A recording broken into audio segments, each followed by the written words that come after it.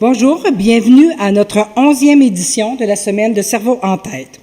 Pour débuter, nous tenons à remercier l'équipe de ADVI pour leur précieuse contribution qui nous a permis de réaliser cette semaine d'activités et d'enseignement. Nous remercions également l'équipe des communications du CHUM pour le support apporté tout au long de la préparation de cet événement. Nous souhaitons aussi la bienvenue aux personnes qui nous regardent de la page Facebook du CHUM. En plus des 5 conférences midi, tous les jours, nous aurons des kiosques d'information situés au pavillon D, premier étage, Hall Saint-Denis, de 8h à 16h. Et aujourd'hui, le sujet du jour est le summum de l'équipe en AVC par l'équipe du 13e Nord Neurologie. Nous avons le plaisir aujourd'hui d'accueillir 2 conférenciers. Donc, le premier conférencier, la première partie de la conférence, sera présentée par Dr. Christian Staff, neurologue vasculaire. Dr. Staff, j'ai raccourci un peu votre CV parce que c'est très impressionnant. Je vais vous nommer quelques petites données. Neurologue vasculaire céphalée, malformation vasculaire, hémorragie intracrânienne. Enseignement, professeur titulaire département de neurosciences de l'Université de Montréal. Clinicien, enseignement CHUM. Activité d'enseignement plus de 300 heures par année à l'Université de Montréal. Activité d'enseignement aussi pour étudiants, résidents et fellows. Il est parmi nous au CHUM depuis janvier 2015 en tant que neurologue vasculaire et en recherche clinique depuis 2017. Il nous présentera aujourd'hui la formation e-cranium dans le cadre du projet novateur vers la distinction AVC. Dr. Staff. Merci beaucoup, Madame Lavoie. Comme on dit, si tout ça est vrai, pourquoi est-ce que je n'ai pas de stationnement gratuit?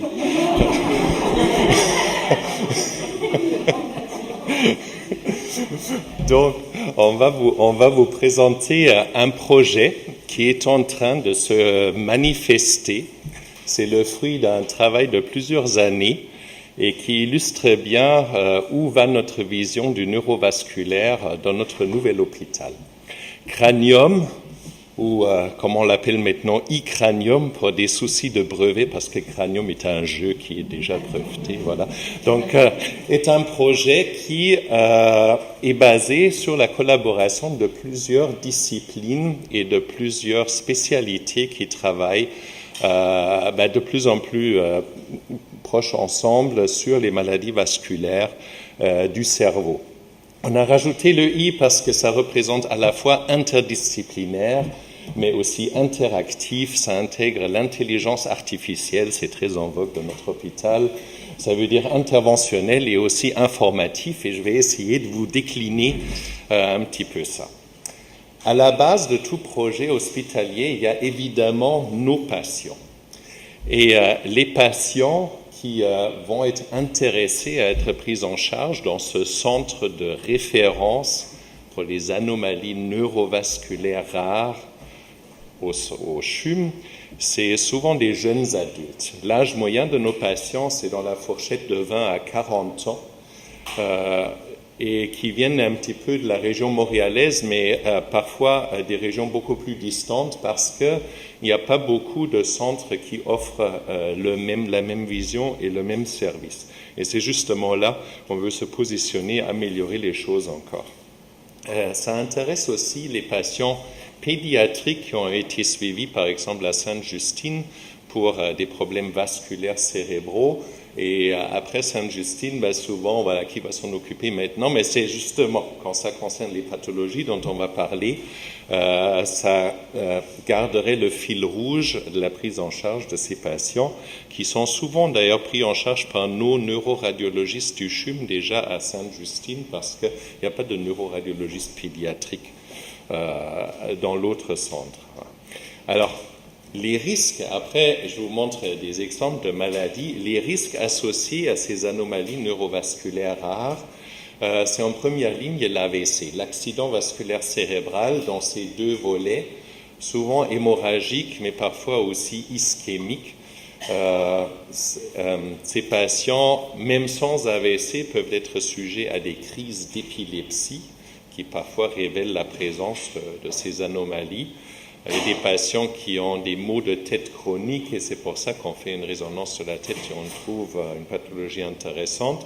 Parfois, c'est des déficits neurologiques progressifs qui sont en lien avec ces anomalies. Quand on dit rare, on dit que c'est aussi rare pour le docteur. Il y a beaucoup de spécialistes, même dans le camp des neurologues, qui ne se connaissent pas bien. Ils ne voient pas souvent ces patients-là, ils savent que c'est complexe, et parfois on a des collègues qui sont comme soulagés, peuvent nous envoyer des patients pour un avis plus spécifique, un bilan complémentaire et une stratégie qui est à déterminer et dont on parlera.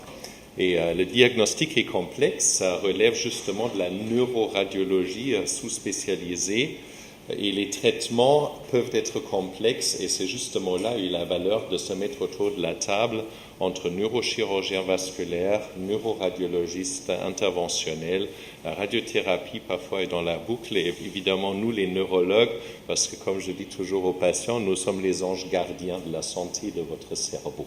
Voilà, entre parenthèses, je vous protège contre la maladie et aussi contre des interventions quand elles ne sont pas nécessaires. Voilà. Alors, il y a beaucoup de maladies vasculaires rares et ce serait une longue liste. Dans le rare, les plus fréquentes sont les 4 catégories que je vous ai mises ici sur la diapo. C'est les malformations artério-veineuses et les fistules durales. Les deux ont en commun que c'est un shunt direct entre des artères et des veines. Quand c'est dans le cerveau, on dit malformation artério-veineuse.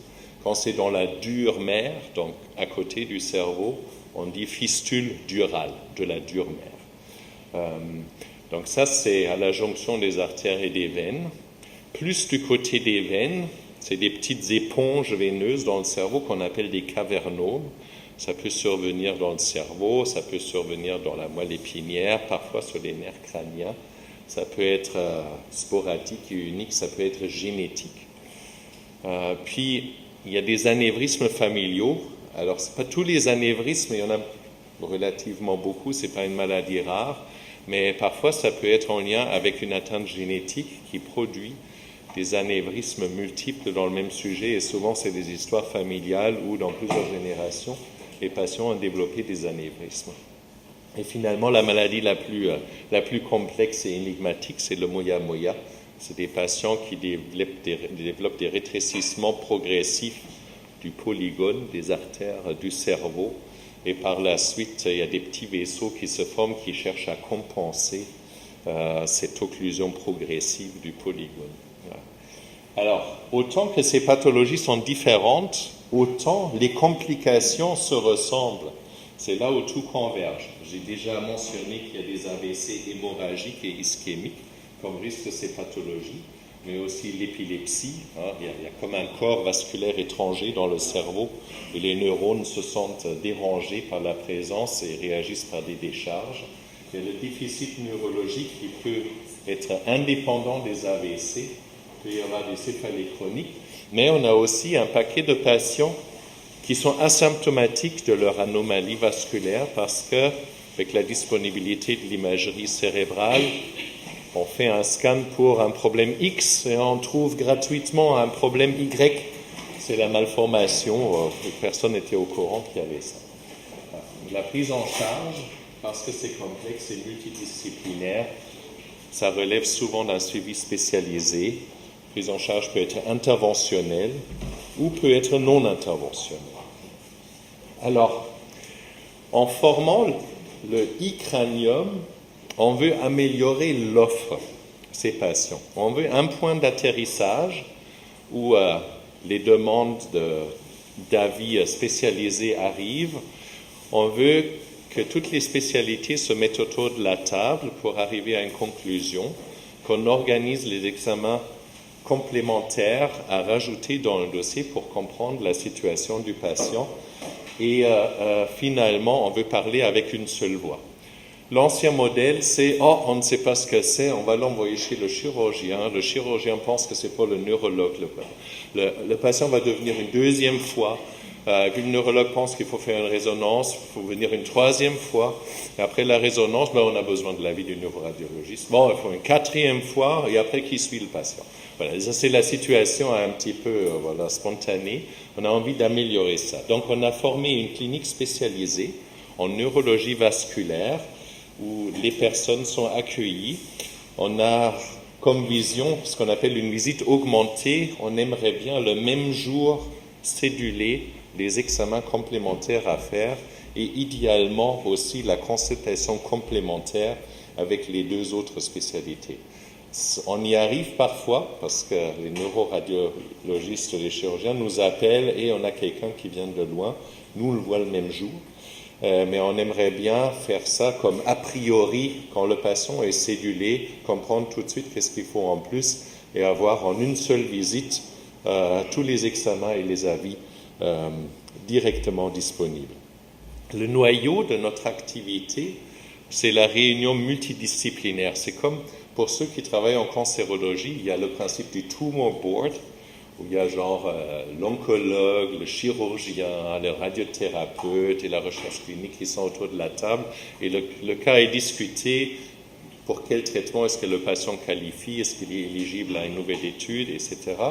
Et on s'est inspiré par ça pour donner vraiment une forme à la réunion multidisciplinaire qui a lieu tous les jeudis matins pour ceux et celles qui sont intéressés. Jeudi matin, 7h30, avant vos autres activités, au niveau radiologie, vous pouvez toujours assister, si ça vous intéresse, à cette réunion. On discute des cas concrets, on discute de comment faire, qui va voir le patient. On essaie à discuter la prise en charge. Donc, tous les spécialistes impliqués sont présents. On définit la stratégie thérapeutique. Et on va aussi, si le patient est éventuellement éligible à des études qu'on peut proposer. Finalement, et c'est notre dernier chantier, on veut proposer la télémédecine à ces patients, notamment à ceux qui viennent de plus loin. Parce que faire, 3 heures de voiture juste pour un renouvellement de traitement antiépileptique et de dire que tout va bien, ça nous paraît un petit peu lourd, justement pour les patients. Et là, on a créé l'infrastructure. Ce mois-ci, ça devrait être validé. On va proposer des téléconsultations à ces patients qui vivent plus loin, idéalement en lien avec leur médecin traitant à Terrebonne, à Sherbrooke, où que ce soit, à Granby, qu'on voit le patient, qu'on discute la symptomatologie, quelqu'un qu'on connaît déjà. La symptomatologie, est-ce qu'il faut modifier le traitement médicamenteux? Est-ce qu'il faut prévoir d'autres examens? Tout ça en discussion en temps réel par vidéoconférence. Mais ce système nous permettra aussi à répondre aux besoins des médecins spécialistes qui ont des questions par rapport à ces pathologies rares. Donc, les radiologistes, les neurologues qui peuvent nous consulter directement via le même système pour parler d'un patient qu'ils ont vu, ils ne savent pas quoi faire comme examen complémentaire, est-ce qu'il faut nous l'adresser pour qu'on le voit aussi, etc. Et finalement, le téléenseignement, tout le monde connaît notre système québécois qui se déconnecte sans arrêt durant les présentations. Voilà. Donc, par le même système, on va essayer d'améliorer un petit peu la connectivité avec d'autres centres, éventuellement faire des formations des professionnels de la santé, des infirmières, des familles et parfois des patients. Donc, c'est un système qu'on a envie d'élargir le plus possible. Voilà. On a des opportunités, parce que pour tous ceux, et vous êtes nombreuses, de travailler en neurologie vasculaire. Vous savez qu'on a déjà développé notre projet d'un dossier patient informatisé jusqu'à un certain degré. Donc, nos notes sont lisibles. Je sais que tout le monde aime ça. Voilà, ça peut être envoyé directement à tous les intéressés. Maintenant, on est en train d'interfacer notre dossier informatisé avec le grand projet d'un entrepôt de données ici au CHUM. Il va y avoir certains qui sont au courant qu'ici au centre de recherche, sur un énorme serveur au 14e étage, on est en train de créer une image miroir de toutes les données du CHUM, mais structurée de façon qu'on arrive à analyser les données. Donc pour l'AVC, on pourra par exemple analyser par le biais de notre dossier c'est quelqu'un qui est arrivé avec un AVC ischémique pour une thrombectomie. Voilà, il a été vu, le scan à telle heure et tout ça, tout ce qu'on enregistre. Mais maintenant, on peut interfacer ça avec la courbe de la pression en salle de code. Parce que ces données-là arrivent aussi dans l'entrepôt de données.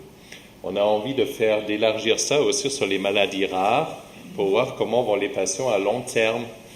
On a comme vision un petit peu l'idée, on a un site internet du CHUM, on entre patiente de 53 ans avec un anévrisme familial, déjà la mère et la grand-mère avaient ce problème, et maintenant il a telle taille, il est placé là. Quel est le risque de la patiente si on n'y touche pas? Et quel est le risque de la patiente si on y touche, par embolisation ou par chirurgie? Donc, on a envie de créer un système qui apprend, basé sur nos expériences, de comment on peut le mieux aider les patients. Voilà. Et donc, c'est ce qu'on appelle un système de santé apprenant. Donc, chaque patient qu'on traite est la base de plus d'expérience. On a fait tant de thrombectomies par année. Voilà, la majorité des patients va bien, il y a certains qui vont pas bien. C'est qui? Voilà. Et après, on pourra regarder, on pourra développer ce type de modèle. C'est là où l'intelligence artificielle nous aide à apprendre. On a envie d'implémenter ça autour de ces maladies rares, où il y a moins de données parce que c'est plus rare. Finalement, c'est là où commence la recherche clinique. Je vous ai déjà mentionné des protocoles de recherche. On espère qu'avec cette base de données qui en même temps est en train d'apprendre ce qu'on fait, qu'on va aller plus loin. Voilà. Et donc tout ça va servir à l'enseignement des médecins en formation. Vous savez, dans notre réunion hebdomadaire, il y a les résidents qui sont impliqués avec les patients, il y a les fellows des trois spécialités, neurochirurgie, neuroradiologie, neurologie vasculaire, qui sont autour de la table. Voilà. Alors, on a demandé, et le PDG a eu une oreille très ouverte, j'espère même deux, qu'on veut un petit peu plus de soutien administratif, justement autour de la complexité de céduler les consultations. Que quand on reçoit une requête de voir, est-ce qu'il faut une résonance le même jour, est-ce qu'il faut que la patiente voit Dr Roy, Dr Veil le même jour, Dr Boyanovski, voilà, de coordonner ça, de coordonner les téléconsultations. Donc, on a un modèle en vue et on attend un petit peu le feu vert et le soutien de la direction. Pareil, on aimerait bien former des IPS dans le même contexte, comme on a déjà beaucoup d'expertise accumulée en neurologie vasculaire. On aimerait bien élargir des forces autour de ce type de pathologie. Et last not least, on aimerait bien améliorer notre collaboration directe avec la médecine génique pour certaines pathologies, avec les gynécologues. Vous allez dire, bon, c'est le neurologue, ben, parce que je vous ai dit, les patientes sont entre 20 et 40 ans. Elles ont des projets. Maintenant, on a trouvé quelque chose dans la tête. Est-ce que j'ai le droit d'accoucher? Est-ce qu'il faut une césarienne? Est-ce que j'ai le droit d'être enceinte? La réponse en règle générale est oui. Oui, vous pouvez avoir des enfants, oui, vous pouvez accoucher. Mais après, les autres ont peur. Et après, accouche ici. Bon, on a déjà fait plusieurs accouchements de patientes avec des malformations et ça s'est bien passé. Voilà. Il y a certaines pathologies qui concernent d'autres parties de l'organisme. Il y a la maladie de Ranvier-Osler où les pneumologues sont impliqués. Donc, on aimerait bien améliorer ces liens-là. Voilà, donc ça c'est un petit peu le modèle. Le e-cranium qu'on a monté, qu'on est maintenant en train de mettre à un autre niveau, le noyau reste la réunion multidisciplinaire et vous allez reconnaître ceux qui travaillent en neurovasculaire, beaucoup de noms que vous connaissez. Donc les porteurs côté des neurologues, c'est Dr Jacquin et moi-même. Du côté des neuroradiologues, c'est nos interventionnistes. Notre nouvelle collègue Daniela Yankou, Dr Raymond, Dr Roy et Dr Veil.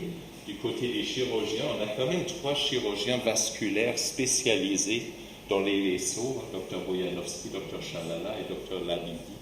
Ils sont très compétents et avec les radiothérapeutes, c'est souvent Dr Ménard qui assiste à nos réunions, mais Dr Bahari, Dr Auberge sont aussi impliqués dans ces pathologies. Voilà, on a un numéro de fax au 13e étage, où d'autres peuvent nous envoyer des requêtes, et en règle générale, on arrive à assez bien organiser les choses. Voilà, le projet e-cranium. Si vous êtes intéressé, le jeudi matin, 7h30, sur la salle de réunion de la radiologie au 3e étage. Vous pouvez aussi me demander à Dr Jacquin où aller et comment. Si vous avez envie d'assister comme un stage à notre clinique neurologique vasculaire des malformations, c'est tous les mardis, c'est aujourd'hui, matin et après-midi. Là, je fais une pause entre les patients. Voilà, aujourd'hui, il y a Ahmad, notre résident, qui participe. Donc, voilà. Si côté des infirmières, quelqu'un a envie de participer, vous êtes les bienvenus. Est-ce que vous avez des questions?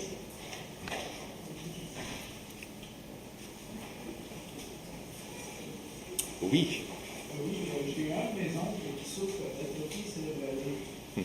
Et est-ce que justement le projet e-cranium pourrait être une bonne option pour lui? Alors, le projet e-cranium concerne des pathologies rares qui sont liées aux vaisseaux de la tête. Donc, les artères, les veines. Donc, quand la cause du problème se place dans les vaisseaux, ça c'est pour nous. Le côté des vaisseaux est une forme très rare dans les pathologies rares d'atrophie cérébelleuse. Si c'est le cas, oui. La majorité des atrophies cérébelleuses sont des pathologies dégénératives au niveau des neurones, sans implication des vaisseaux. Donc ça, évidemment, je ne peux pas savoir dans quel contexte ça se place. En fait, officiellement, personne ne le sait vraiment. Ouais. Dans ce cas-là, on a certainement regardé les vaisseaux et les vaisseaux ont l'air normaux quand on ne sait pas. Et là, il y a tout un paquet de pathologies, parfois génétiques, de dégénérescence cérébelleuse, mais le problème est dans les neurones et pas dans les vaisseaux, très souvent. Mais on a une clinique, Dr Antoine Duquette, en neurologie, voilà, qui voit ces patients-là. Donc, ce n'est pas le e-cranium, mais ce serait une requête de neurologie spécialisée. Donc, on a un collègue pour ça aussi. Même numéro de fax. Atrophie cérébelleuse. Voilà. On va trouver. Y a-t-il d'autres questions? Ça vous va? On vous a convaincu. Bon, merci beaucoup.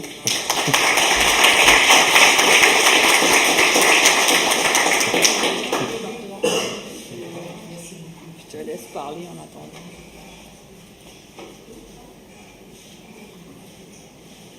Je ne pouvais pas prendre capable de parler, je prends la séparation de présenter. La deuxième conférence sera présentée par Dr Céline Audier, neurologue vasculaire du CHUM. Dr Céline Audier a complété sa formation en neurologie à l'Université de Montréal en 2008.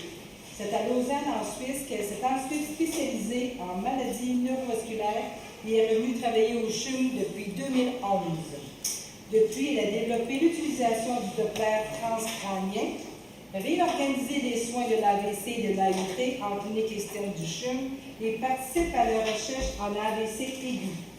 Sportive et ancienne gymnaste, elle s'est intéressée à la dent-thérapie et étudie l'ajout de la dent-thérapie en réadaptation de l'AVC. Elle est parmi au CHUM, effectivement, depuis 2011 avec nous. Elle nous présentera le projet Parcours patient AVC dans le cadre du projet novateur dans la distinction AVC. Bon, mais ça me fait plaisir d'être là aujourd'hui. On reste dans l'innovation, mais dans un tout à fait autre ordre d'idées. Donc, Julienne n'est pas là, mais en tout cas, donc c'est... Ah oui, bien alors! Oui, non, pardon, c'était tellement devant moi. Donc, c'est un projet que nous faisons à l'étage, à l'unité d'AVC, donc au 13e, avec beaucoup de collaboration de personnes, et entre autres Julienne qui est heureusement là, qui met les temps à respecter, ce qui nous permet de bien avancer. Donc, la problématique dans le nouveau CHUM, c'est que les gens, ils bougent plus, ils restent dans leur belle chambre et ils sortent plus, ils n'interagissent plus avec les gens et ils marchent moins, ils bougent moins.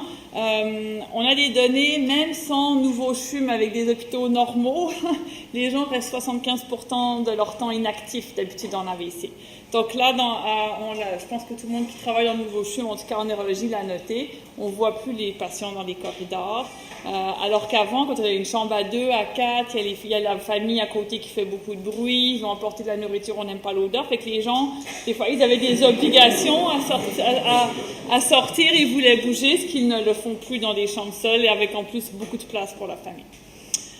L'autre chose aussi, c'est que donc la réadaptation, nous on va parler d'AVC, là, je n'ai pas fait l'introduction sur l'AVC, mais donc l'AVC c'est pathologie qui est vasculaire, qui avec des caillots qui bloquent une partie du cerveau, puis qui amène des symptômes neurologiques, comme la paralysie par exemple. Et on va commencer déjà à l'hôpital la période de réadaptation. Donc on va évaluer les déficits neurologiques, puis on va travailler pour améliorer l'évolution du patient. Et les patients, il faut qu'ils soient motivés, il faut qu'ils participent, et parce que d'habitude, on sait que ça va améliorer la récupération. Puis l'autre chose aussi, c'est qu'on sait que les gens travaillent fort à l'hôpital et s'asseoir, prendre le temps de répondre à toutes les questions. En plus, avec le stress de juste savoir qu'il y a un AVC, ils retiennent le tiers de ce qu'on a dit. Donc le lendemain, ils reposent les mêmes questions. On sait que c'est souvent, les gens n'ont pas vraiment le temps de bien expliquer. Les questions, des fois, reviennent plus tard. Il y a des sujets que les patients ne vont pas oser parler, de sexualité ou des choses comme ça, où ils n'y pensent même pas à ce moment-là. Donc, on sait que c'est souvent une des lacunes, là. Donc, c'est un autre de nos points sur lesquels on voulait travailler. Donc, il y a peut-être 2 ans, avec Marie-André en physiothérapie, on s'était dit à Notre-Dame, là, ce serait le fun de les faire bouger, de leur faire un parcours, on leur ferait faire des exercices et tout ça. Puis bon, on a dit, ça sert à rien de faire ça, ça va déménager. Ensuite, le nouveau CHUM a dit, il faut d'abord qu'on s'installe. Puis tout d'un coup, cet automne, on dirait que c'était le moment de réactiver ce rêve. Et c'est à ce moment-là qu'on a parti le projet. Puis vous l'avez peut-être remarqué, là, moi je suis originaire de la Suisse. Et en Suisse, on a ce qu'on appelle les pistes Vita.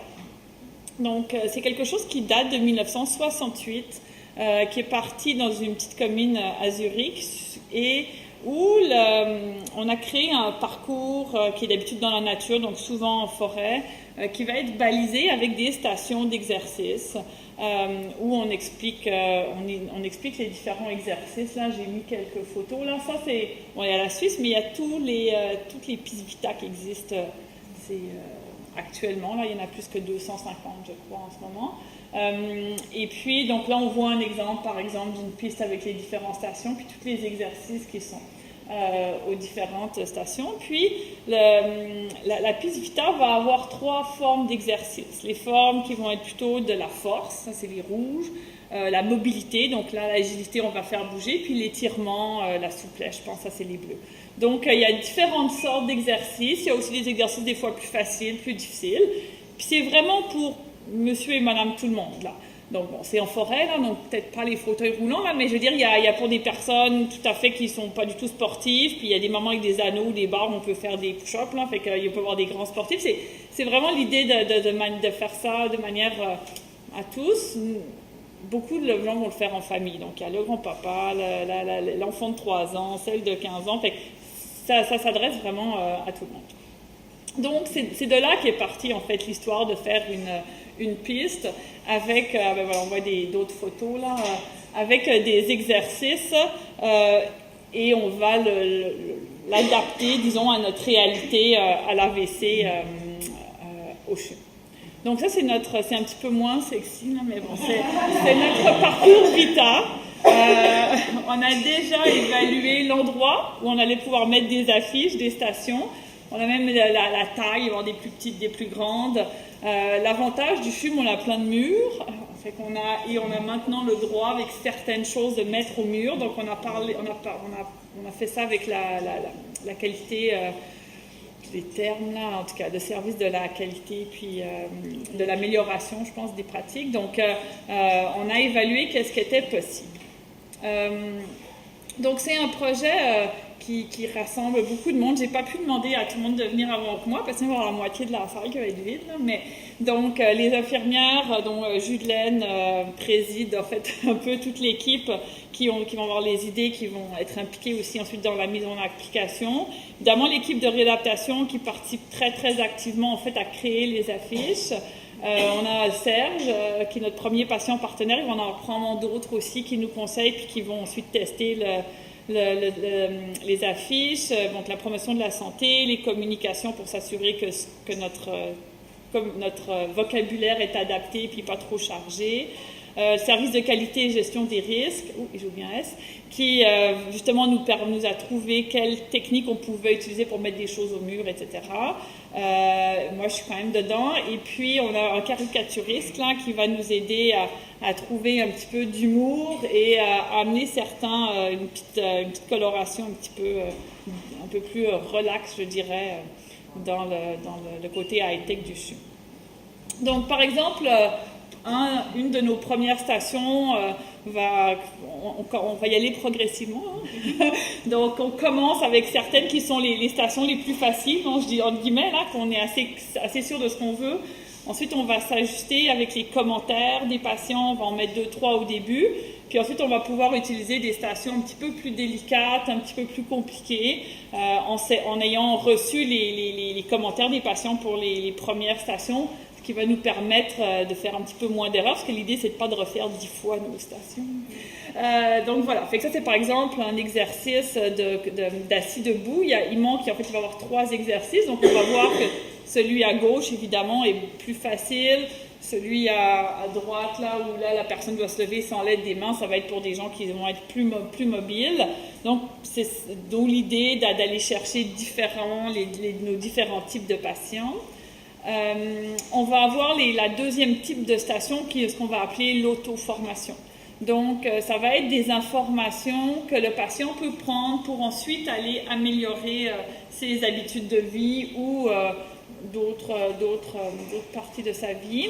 Donc là, par exemple, on a un exemple là, qui est aussi en train d'être formé, là, qui va être de la nutrition, donc le nouveau guide alimentaire canadien, comment mieux équilibrer son assiette. Donc là, maintenant, on pense surtout fruits et légumes, là, qui doivent refaire la moitié de l'assiette, puis le reste, c'est après. Puis on va essayer de mettre quelques conseils, mais on réalise en travaillant avec les gens des communications qu'on ne peut pas mettre tout ça de conseils. Donc, il faut choisir lesquels on veut cibler, quel est le message clé de nos affiches. Donc ça va être un exemple. Mais il va y avoir d'autres types. C'est là aussi, on va parler des fois de fatigue, par exemple, on va parler aussi de symptômes d'humeur, des choses comme ça où les gens vont pouvoir aller chercher de l'information, puis ensuite eux-mêmes s'impliquer pour améliorer certaines choses de leur vie. Et les troisièmes types de stations qui vont être vraiment informatives pures, là, donc par exemple celui pour expliquer c'est quoi l'AVC et c'est quoi les traitements. Donc par exemple une image comme ça avec quelques explications simples. Donc on va donc avoir 3 types de stations qui vont s'échelonner un petit peu dans tout le 13e Nord. Donc les objectifs du projet, donc faire bouger les patients. On espère aussi que ça va jouer peut-être sur la prévention des chutes. Donc l'auto-formation, les patients qui vont avoir de l'information. L'étage a aussi beaucoup travaillé pour créer un cartable AVC avec beaucoup d'informations qui est remise aux patients. Donc l'idée, c'est de faire des liens entre tout ça. Parce que les affiches, on ne pourra pas écrire 3 pages, là. Donc ce ne sera peut-être pas suffisant, mais ça pourra faire des liens, puis ça va peut être des excuses aussi pour aller poser des questions, pour aller travailler un petit peu sur toute la formation des sujets pertinents, autant au point de vue des facteurs de risque, des séquelles, que des traitements, etc. L'autre idée, donc très importante, c'est de transformer le patient et sa famille. Donc, on veut que les proches soient impliqués en un moteur actif de la réadaptation. Donc, on veut qu'il puisse aller faire lui-même ses exercices ou alors avoir d'autres idées et réaliser que c'est pas juste les 20 minutes de physio de la journée qui est la réadaptation. C'est toute la journée et toutes les opportunités que le patient a lui-même pour aller travailler. Ou justement sortir et interagir avec d'autres gens, ça va travailler le langage, donc tout plein d'opportunités qu'on peut retrouver au quotidien Et c'est souvent plus facile quand on sort de sa chambre que quand on reste dans son lit toute la journée. Même si vous me dites qu'il y a beaucoup de stimuli visuels en regardant la fenêtre, là, mais on aimerait aller un petit peu plus loin.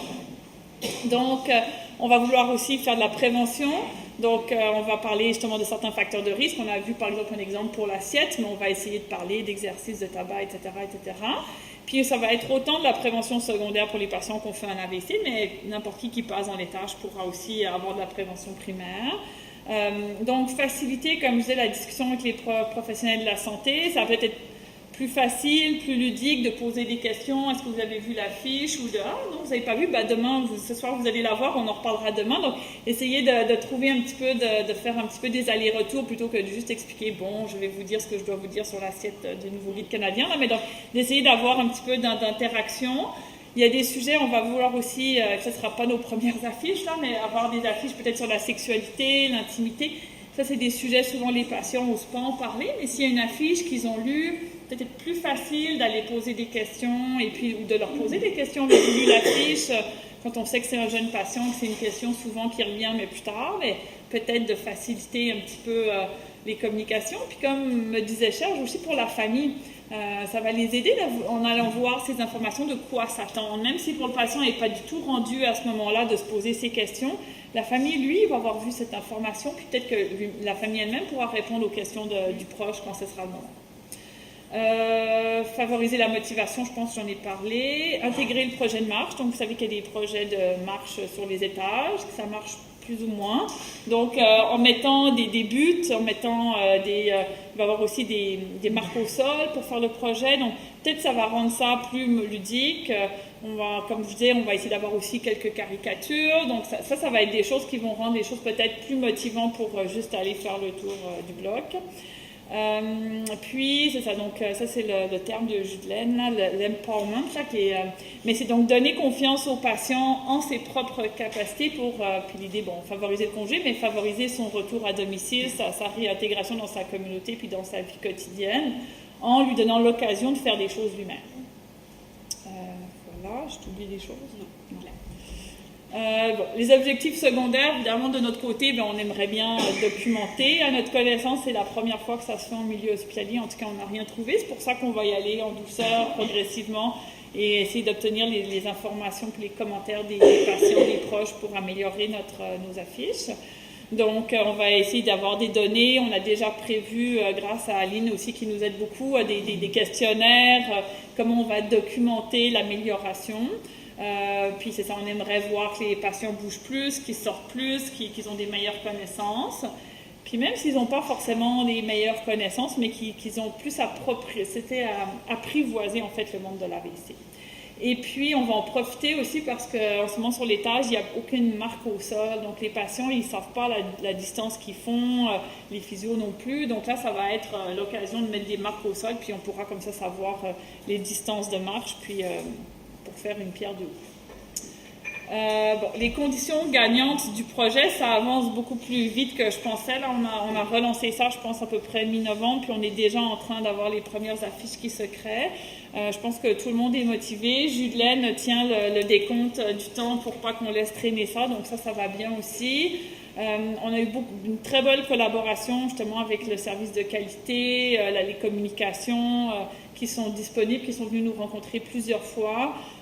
Au début, en fait, moi, je connaissais Mme Bardin par rapport à un autre sujet. C'est à elle, puis elle nous a mis en communication avec tous les gens nécessaires. Donc ça avance bien.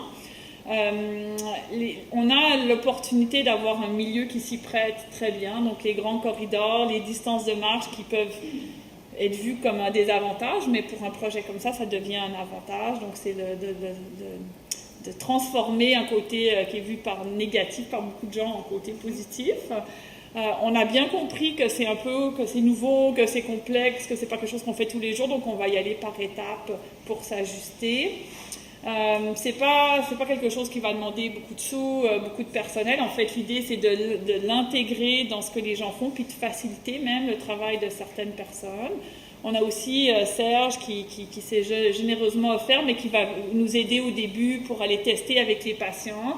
Donc ça va être peut-être une période où on a besoin de faire les choses un peu différemment, mais une fois que ça sera en place, là, l'idée c'est que justement les gens le font eux-mêmes, puis qu'on pourra prescrire parcours de marche 3 fois ce soir, là, mais et c'est ça.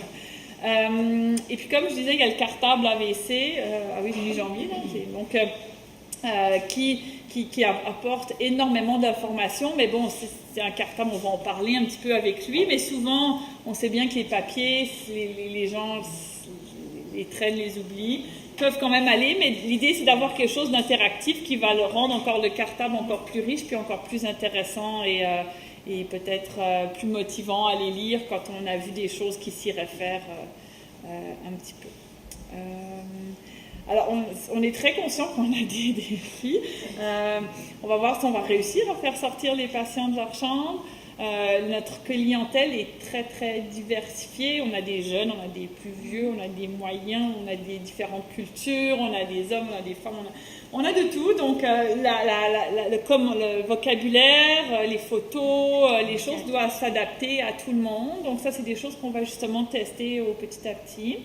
On a des patients aphasiques, donc on ne peut pas écrire en grand, donc c'est pour ça qu'on va utiliser beaucoup de photos.